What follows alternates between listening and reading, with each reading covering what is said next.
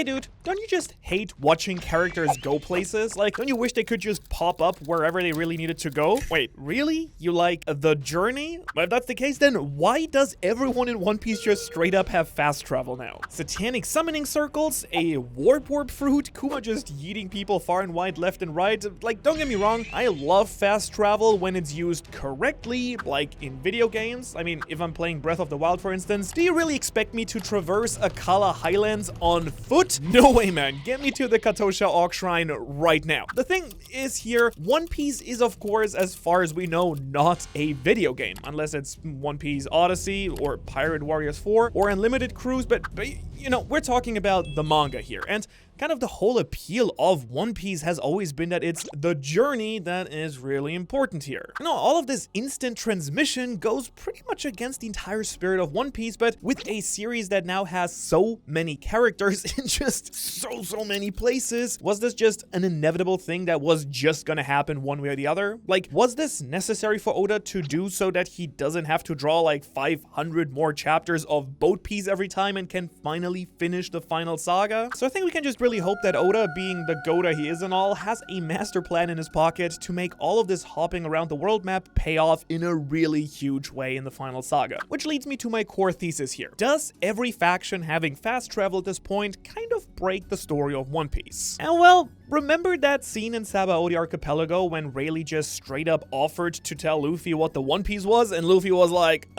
hello? No way, old man. And thank God that he did, because otherwise we've had no show and I'd be out of a job right now, which, like, I mean, weird that this is a job, but that's a different story. I mean, that's why there is a huge portion of the fan base that's absolutely terrified that the One Piece treasure is going to be something like the friends we made along the way, even though Oda has said that it's probably, maybe, 100% not that. But besides just that, one of people's biggest complaints about modern One Piece has basically been that there is way too many side characters, and we just don't get enough classic scenes of the crew at this point hanging out on the boat, for example. I mean, may I remind you of the pre-time skip era where we'd get plenty of chapters in between arcs of the crew just interacting and being their goofy selves, hanging out, forming bonds. And yeah, those chapters do still exist, of course, but they're a lot smaller proportionally when they happen in between arcs that are like 100+ chapters instead of the way shorter pre-time skip ones. But also, why hang out on the Thousand Sunny when Kuma's power can just send the crew flying to wherever they need to go right away? Now, I would say that is traveling in style and probably also in fear. I mean, sure, it gets them there a lot faster, but it kind of also wrecks One Piece's world building. You know, the thing that One Piece usually does better than like any other series in history. The thing that we all go crazy about because Oda is just dropping genius level lore reveals on us every other week, and he's basically made an entire world rich of so much culture and history is like almost the real planet Earth, I will say, and I think I'm speaking for all of us, One Piece lives in the better timeline. I said it. But the main thing about the Grand Line is, of course, that the weather is absolutely insane and it's supposed to be like nearly impossible to navigate, which is why without someone like Nami, Luffy and co would be absolutely dead at the bottom of the ocean right now, no questions asked. Well, except Jinbei, I guess. He's probably gonna be fine. I mean, that's where he lives. Anyways, it's simply not the same story that it used to be. Our guys are so strong now and so experienced that most of the big threats of the Grand Line themselves basically are just a minor inconvenience at most at this point. Oh, a warm eddy is threatening to destroy the ship. Zoro can apparently just cut the weather in half now, so really, no big deal. But pre-time skip, totally different story. To get to different islands, you needed log poses to get there safely and even find the way in the first place. You couldn't just sail to different islands based on the vibes. Like, back in the good old days, Oda practically had mandatory chilling in the show. The log pose would have to reset for a period of time before the crew could then navigate onto the next island. You might have forgotten this, but during Little Garden, they even were worried that they might have to spend an entire year of their journey just chilling out with Dory and Broggy and being unable to get to Alabasta. And then a little later, their voyage was totally upended when the log post pointed to the sky and they kind of had to figure out a way to get to Skypiea instead of just going straight to the next island. And also, speaking of Alabasta, how long did it take the crew to even get to that island in the first place? Like 4 whole arcs, I think? Reverse Mountain, Whiskey Peak, Little Garden, Drum Island. Nowadays, the Straw Hats sure aren't taking the scenic route. They're just jumping from Whole Cake Island to Wano to Eket in like one chapter, no detours, no layovers, nothing, nada. Now on the bright side, I will say that at least Oda is building in-universe reasons that people can just skip past all the hazards of the Grand Line, but it still kind of breaks so much of the tension that he spent literally hundreds of chapters pouring into this world. You know, kind of like how a devil fruit user's greatest weakness is supposedly the ocean, and we have still not a single time seen a single person actually drown. I think we can only pray that Oda is saving that honor for Blackbeard, because I've literally never wanted someone to drown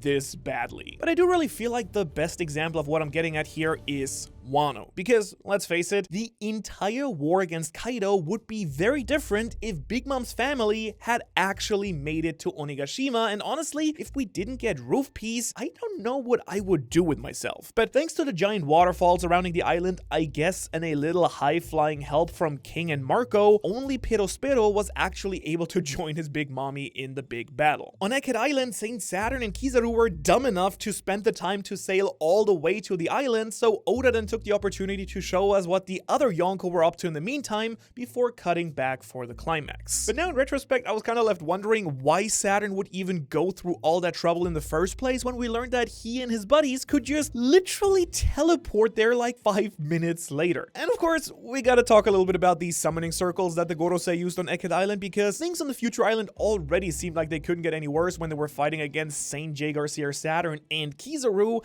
and it seemed like nothing could hurt this dude whatsoever, but lo and behold, a bunch of pentagrams just appeared like this, and then the crew was face to face with every single Gorosei. Now, don't get me wrong here, was this insanely crazy super badass? Yeah, absolutely. Did it make sense though? Well, not yet, because we have no idea how it works, I guess. My best guess is that the Gorosei and the Holy Knights are able to teleport because they're of course subscribed to the Ohara Patreon. Boom, didn't see that one coming, which gives Shamrock and Co the power to see early chapter reactions, early podcast episodes, and their name in the credits of every Ohara video, amongst many other things. Okay, actually though, the conjuring probably actually works through Imu's powers, and he's kind of facilitating that as far as we know, unless someone is physically there and has to draw those circles. And we also know that the teleportation can be overcome by really strong hockey. We know this because Joy Boy's hockey was able to kick their butts all the way back to Marijoa, except for Saturn, who was dumb enough to actually physically travel to Eket. And so it kind of seemed like there was still a big limitation to this ability in some way or form, but that was then very quickly turned on its head when we came to Elbaf, where 2 members of the Holy Knights warped right into the ruins of the Aurus Castle. And I will say I kind of highly doubt that another member of the Gods Knights or the Gorosei were just secretly hiding out with all the giant skeletons in there, but who knows, they're weird people, so maybe they did that. But assuming that they didn't do that, can the most powerful representatives of the world government just teleport literally anywhere in the world without limit at any time? I don't know, man. Seems a little bit unfair and broken to me. I mean, Oda totally could have just cut away to all of that cool garb stuff without a mini time skip through the magic of manga, but no, because I guess teleportation? And I mean,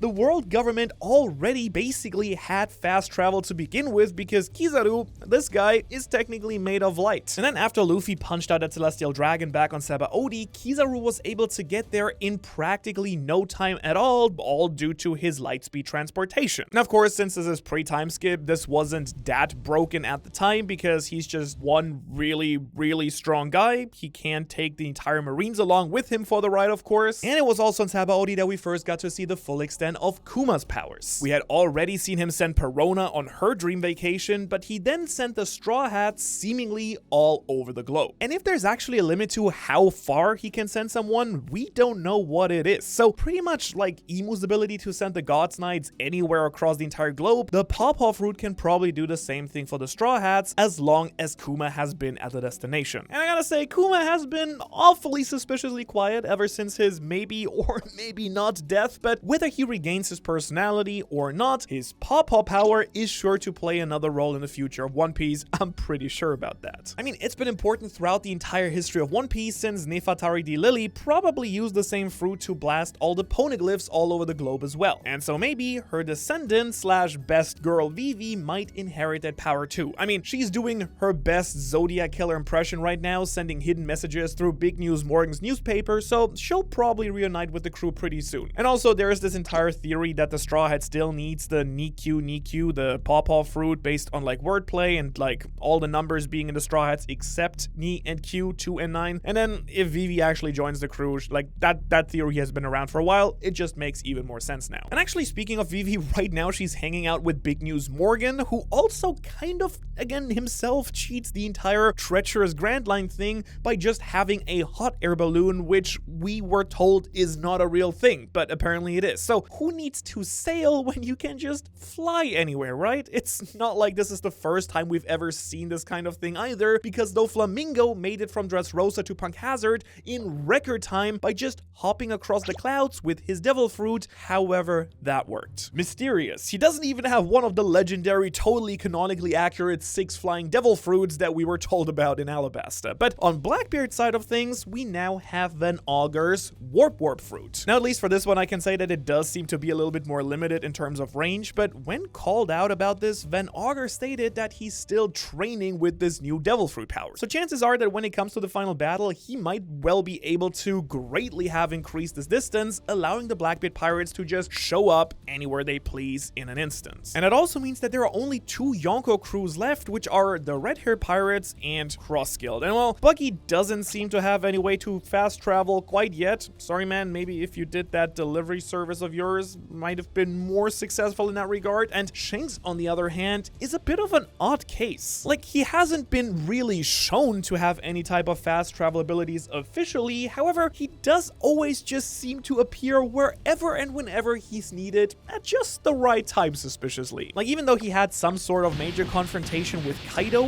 he then managed to sail right over to Marineford just in the nick of time to stop the Summit War. He then conveniently showed up in Wano to promote to stop Green Bull from messing with the country. That's right, that's totally the reason why Shanks showed up. Nailed it. You're welcome, Oda. And we're not really sure how he does all this, or if he's just lucky, or, I don't know, he blows really hard into the sails, but he seems to be able to travel far and wide at whatever time is most convenient for the story, so that he can get his annual panel time. And you know what this development has kind of been reminding me of, like jumping away from One Piece here, but it's kind of been like the last couple of seasons of Game of Thrones, you know? The one everybody loved so much and that were really, really good. Well, in the earlier seasons, it would take people months, many episodes to traverse Westeros. But then in the end, they just basically needed characters to be places pretty fast, so logic went completely out the window, and characters would just pop up teleporting across an entire continent, like instantly, if the showrunners needed them to. And so my point here is that that's exactly why I'm advocating for giving everyone in One Piece their own personal dragons. Not like Monkey D. Dragon, like the regular cool type. Again, technically, we don't really know if Shanks actually fast travels. He might just have impeccable timing and plot armor, but it still seems a little bit suspicious to me with everything going on there. But Shanks or no Shanks, most of the endgame factions now do have a way to hop across the Grand Line in no time whatsoever. The God Knights and the Gorosei can just do their pentagram shenanigans, Blackbeard's fleet has a Warp fruit, and the Straw Hats will very likely, potentially, fingers crossed, get access to the Pawpaw fruit. So the big question is this: why in the final saga has Oda suddenly given all of his chess pieces the ability to get anywhere at any time whenever they want, when he'd spent so long making it hell to traverse the entire One Piece world to begin with? And well, let's just say, for one, there are a ton of places that the Straw Hats might still need to visit before the end of the story. Like, before the end, they need to go back to Fishman Island and or Marijua, because Luffy has to destroy that thing. Madame Charlie's prediction have never been wrong before, so at some point, it's almost certain that Luffy will bring about its destruction, most likely by destroying Marijua altogether and the entire Red Line, you know, as a combo deal. Then the Straw Hats also absolutely need to go back to Reverse Mountain so that Brook can reunite with Laboon. And Wano is also very likely due to Momo, Yamato, and the Ancient Weapon Pluto hanging out there. And I mean, there are just tons of characters that I'm sure the Straw Hats would also love to reunite with all across the One Piece world, you know, since they all visited them during their past adventures. And if it took 25 years of publication just to get this far on the Grand Line, surely traveling all the way back to the beginning of the Straw Hats' journey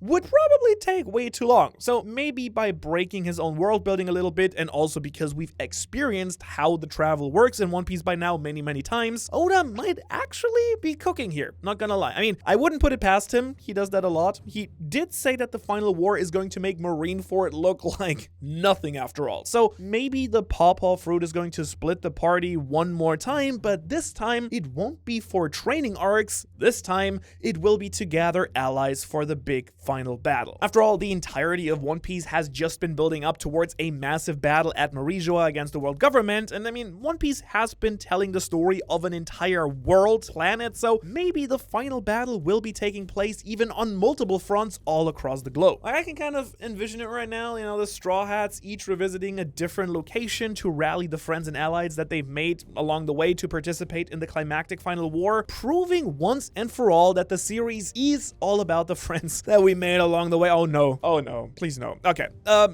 let's see who we got. Zoro leading the Samurai of Wano, Usopp bringing the Giants of Elbaf, Jinbei with all the Fishman Island forces, and Sanji leading an entire battalion of drag queens as well. Well, probably more realistically, he'll be running away from them, but you know, they'll follow him into battle nonetheless because they are strong warriors. Meanwhile, Luffy and the Grand Fleet might bring the battle right to Imu's doorstep. Knock knock, who's there? Oh, just a Byron gun with the world government's name on it, that is. And so by using fast travel to separate the party, Oda might be setting up the most insane final battle in manga history. So what better way to accomplish this than having the final battle literally take place across an entire planet, with all of the oppressed people of the world finally rising up against the Celestial Dragons and the corrupt world government at once. Okay, I see. I started out a little bit on team anti-fast travel, but now I'm kind of starting to get a little bit hyped for this. I was a fool to ever doubt you for a second there, Oda.